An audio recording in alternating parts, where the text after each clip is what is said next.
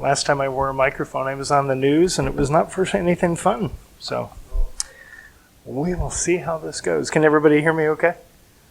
Okay. If I put it all the way up here, and so it'd just be really bad. So,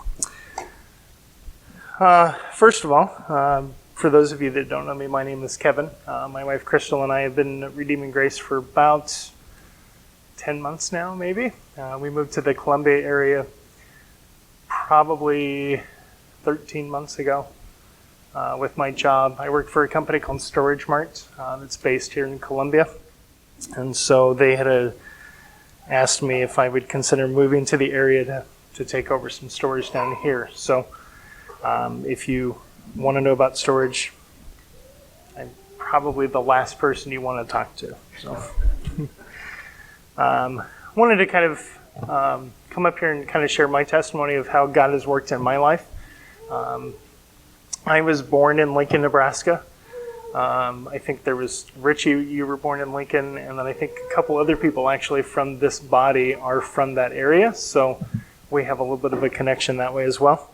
I'm the youngest of two children born to Christian parents who instilled in us from a very early age that church was a top priority. Whether we were at home or vacation, we were always somewhere where the word was taught. Dad made it a priority to make sure that we attended church on a regular basis. They also instilled in us from the very beginning that Jesus had died for our sins, and that it was by his atoning work alone and by grace and through faith that we would have a relationship with him. My parents were fairly new believers about the time that my sister was born. She's 4 years older.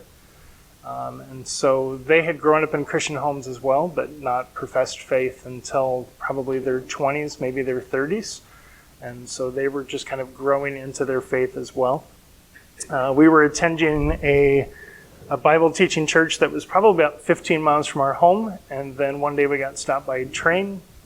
Dad turned around and went to the church that was 2 blocks from our house. We stayed there for 12 years until I was 14 when we...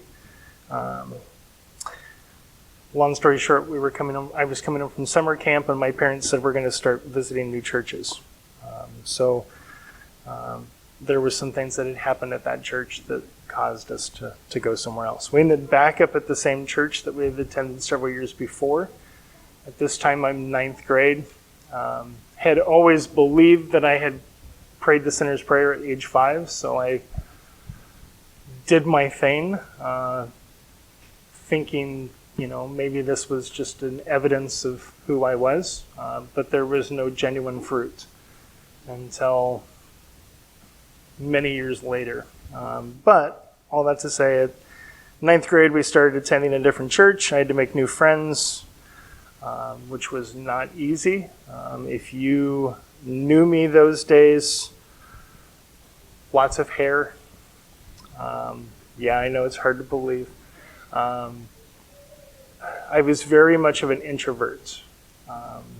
Still am. That's a joke. But I was working full-time. I was homeschooled, so I could actually work and go to school at the same time. So at age 14, I started working at McDonald's and hanging out with the wrong crowd.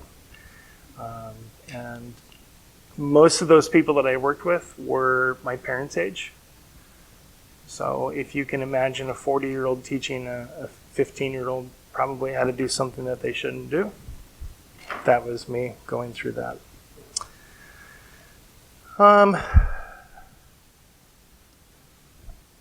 High school years were tough. I did a little bit of drinking, a little bit of smoking, a little bit of this, a little bit of that, but I hid most of that from my parents.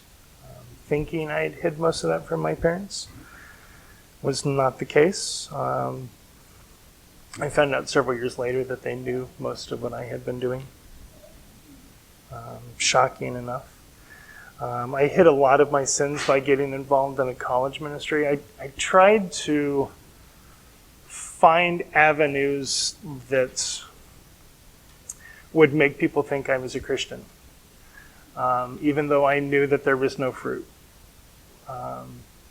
really bizarre, but I got involved in some things at church to make people think, this is maybe somebody who I want to hang out with. And so I attended a college Bible study, got involved in the video ministry at our church, the media ministry, serving, cleaning, teaching a small Bible study, even taught Sunday school for 4-year-olds for a while. That will wake you up if you've never taught Sunday school to 4-year-olds. But all the while still no production of any fruits, no desire to be in the Word, no desire to pray, no desire to fellowship with anybody outside of church. Met my wife actually through that college ministry.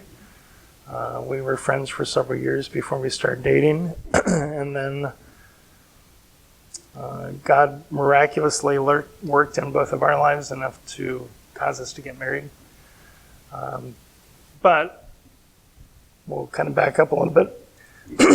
At the age of 21, I was living with my parents. I was going to school, and I had studied all night for some exam the next day. And I went to bed that night.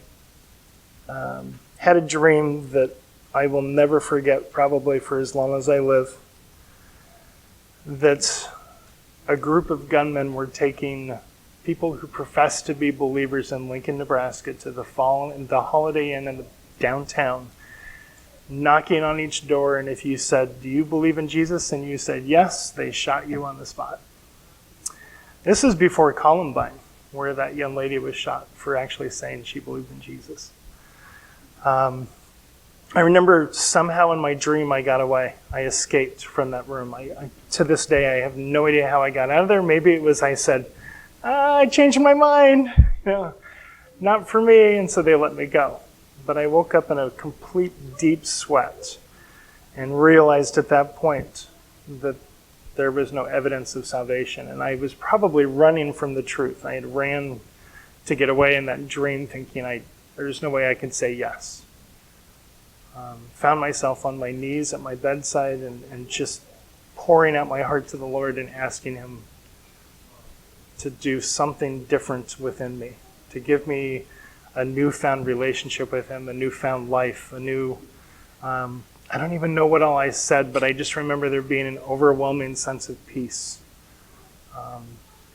I went to school that day, and it was like I didn't want to be there. I wanted to be with my church friends. I wanted to be at church. I wanted to do something. So probably about a couple months later, I dropped out of school. Started doing things with the right crowd, hanging out with people that would motivate me in my walk. A couple years later, I decided that I would make it a profession, public profession in front of our church, and I got baptized on a Sunday evening. And then it was just like the light bulb turned off. It was almost automatic that all of a sudden Satan began to just work on me again. There was a lack of desire again to read, a lack of desire to pray, this went on for probably 2 or 3 years, maybe a little bit more. Decided I would cover up my sin again by trying to find ways to serve in the church. And just kind of said, I don't know what to do.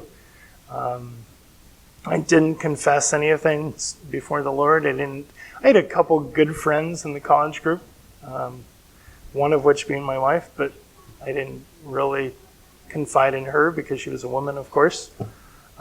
Didn't really talk to the right guys, didn't really, try and motivate any of that. We got married when I was 30, and probably, I think we talked about this last night, it was 2010, and we went to Australia for a trip to see some friends, and while we were there, we phoned home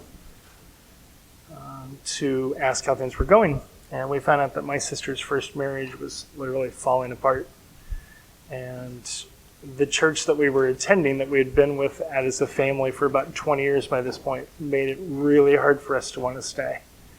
And so we left, and Crystal and I found another small Bible teaching church that was a few miles from our home. And for that first time in my life, I can remember falling in love with the gospel. I finally had heard it And it made sense again and again and again. And to preach it to myself every day was something I will never forget as long as I live. I learned what it meant to fellowship with believers. I remember going to a small Bible study with a bunch of men that I didn't know and learning how to have a quiet time. For the years that we were at that church, when you make a public profession of faith, you would think that somebody would come alongside of you and want to help you grow and to motivate you and to mentor you. There was none of that. And at this new church, there was tons of that. And that church was maybe, when we started attending there, maybe 20 people. And God used that ministry so much in my life. That's actually where we met Jesse Bledsoe. You came 2 or 3 years later.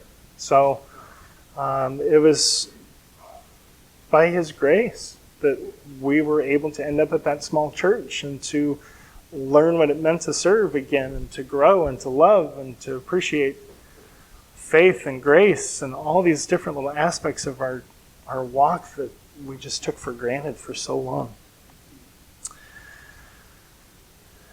And then we moved here. And we began to look for another church to get involved. We visited several churches in the area and ended up here because we felt like this is where we could grow and this is where we could serve and this is where we could be with like-minded brothers and sisters. And the teaching from the pulpit has been so instrumental in my heart and my mind week after week after week after week. And so we are just truly blessed to be here with you and to be able to do life with you, and we look forward to doing it even more, hopefully in the months and years to come. My biggest challenge would be if you know the Lord yourself. Have you trusted in Him as Lord and Savior and Master of your life? Or are you just kind of putting it off and saying, I'll do it tomorrow? There's no guarantee of tomorrow. That dream of gunmen at a Holiday Inn could come a reality. Thankfully, we live in a country where we can practice our faith out in the open and not be ridiculed or criticized or persecuted like they are in third world countries.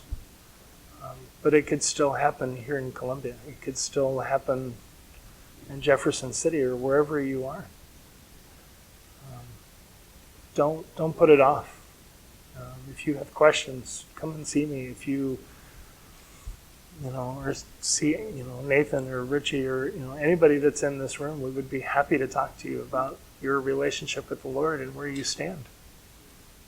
It's of utmost importance that you understand this now because the Lord could come back this afternoon.